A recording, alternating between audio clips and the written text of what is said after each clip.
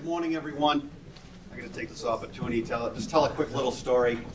And Tom O'Brien loves it when I tell this story all the time. But some of my fondest memories when I was growing up was attending Boy Scout camp down in Miles Standish.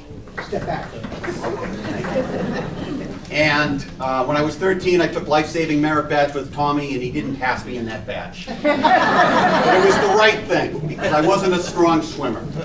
I didn't despair. I took a step back. I came back a couple years later. I got my life-saving merit badge. I went on to become an Eagle Scout, and 35 years later, I'm in my 4th term on the Plymouth Board of Selectmen.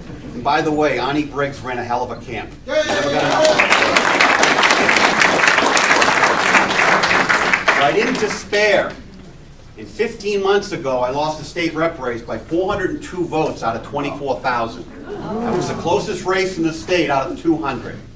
Okay, so I'm back again, and we can do it this time. All right? So, so during the day, I'm a member of Local 4. I'm an elevator mechanic. Now, when I work with women, and I'm very fortunate to be a member of that union. When I work with women, they work beside me. They get the same rate, they get the same benefits, they get the same pension, and they get the same workman's comp. Why is that progressive? It shouldn't be.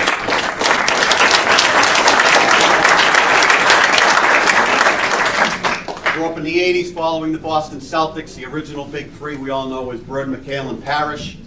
All the NBA teams nowadays are trying to find the Big Three. The Big Three in any community, I believe, structurally, is your finance director, your town manager, and your director of economic development. All three in Plymouth are females. Why is that progressive? It shouldn't be. And 2 of those 3, I would hold up to be the best, if not the best, in their skill set across the Commonwealth of Massachusetts. And the last thing I'm going to wrap up on is infrastructure and financial conservatism. So you're being told because you have a D next to your name that you're not financially conservative. Infrastructure requires investment. Jim Cantwell, Mr. O'Brien, Congressman Keating, if you haven't seen the new Plymouth Town Hall, you need to. $35 million investment in the historic downtown in Plymouth, Massachusetts. No federal taxes, no state taxes, no property taxes from anyone in Plymouth. We took the meals tax option at 0.75%. We earmarked it for the new town hall. $35 million investment. 40 to 60% of that revenue is coming from people that don't live in Plymouth, Massachusetts, the United States of America. When you handle money responsibly, good things happen. If you want to know what conservatism is, that's it. You can see it, you can touch it, you can smell it. And if you want any information on how that project worked, don't be afraid to reach out to anybody involved. The signature accomplishment of my opponent in the last 4 years was submitting a bill on his own, roughly 1.5 to 2 years ago, to eliminate time and a half on Sundays for all retail employees in the state of Massachusetts. Okay? When that was brought up during our debates 15 to 18 months ago, he blamed you. The Democrats were at fault, but when you looked at the bill, there was only one name at the top of it, and that was his. I'm asking for your support.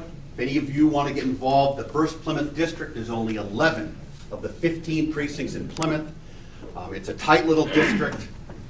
Obviously, at the end, when we got up to the end in November of 16, that fraction that he needed to keep him going for another term broke for him.